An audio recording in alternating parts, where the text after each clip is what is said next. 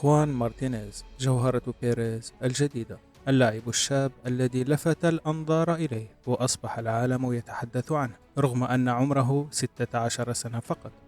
أما في داخل قلعة الميرينجي فيعتبر نسخة طبق الأصل من أسطورة ريال مدريد سيرجيو راموس. فمن هو وكيف بدأ وما هي مميزاته وعيوبه؟ كل هذا والمزيد مما لا تعرفه عن جوهرة الميرينجي خوان مارتينيز. وقبل أن نبدأ يا عزيزي اضغط زر الاشتراك ولا تبخل علينا باللايك والشير. أما الآن فلنبدأ سويا في المقطع. ولد خوان مارتينيز لوزانو أو لوثانو بالإسبانية في 20 من أغسطس 2007 في بلدة الجينيت التابعة لمدينة فالنسيا بإسبانيا. ومثل أي طفل عاشق لكرة القدم بدأ اللعب في الشوارع، وفي عام 2013 عندما كان عمره 6 سنوات انضم إلى نادي الجينيت المحلي، وهو نادي يلعب في الدرجة الخامسة في إسبانيا. بدأت القصة عندما لفت أخوان الأنظار إليه في بطولات الشباب الإقليمية، حيث كان مدافعا صلب يمتلك رؤية متميزة وقدرة على القراءة الجيدة للعب وسط الميدان.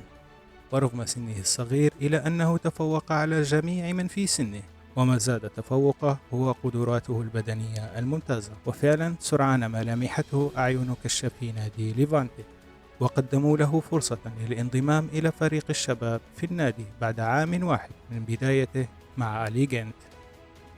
وفي عام 2014 وبعمر ال7 سنوات انتقل أخوان إلى شباب ليفانتي، وهناك واصل أخوان تطوير مهاراته وصقلها، وأثبت جدارته ليصبح جزءا لا يتجزأ من منظومة الدفاع في النادي. وبعد 7 مواسم من التدرج في الفئات السنية لنادي ليفانتي، قرر المدرب ديفيد غوردو استدعاء أخوان للمنتخب الإسباني لأقل من 15 سنة، خصوصا أنه مدافع قوي وصاحب شخصية قيادية إلى جانب الطول الفارع الذي يصل إلى 190 سنتيمتر.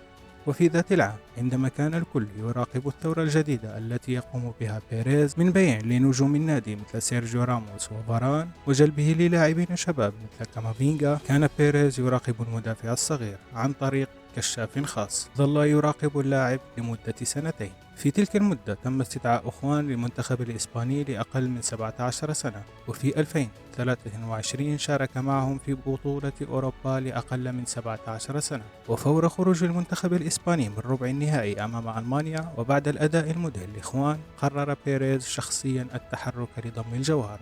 وفي يوليو 2023 انضم أخوان مارتينيز إلى شباب ريال مدريد وهو بعمر ال16، وسرعان ما حجز صاحب الرقم 41 مكانه في التشكيلة، واستطاع أن يصل مع شباب الميرينجي إلى ربع نهائي أبطال أوروبا للشباب بعد الخروج أمام شباب ميلان، ليقرر بعدها أنشيلوتي تصعيده للفريق الأول في الموسم الجديد. ما رأيك يا عزيزي؟ هل سيستطيع خوان مارتينيز أن يكون سيرجيو راموس الجديد؟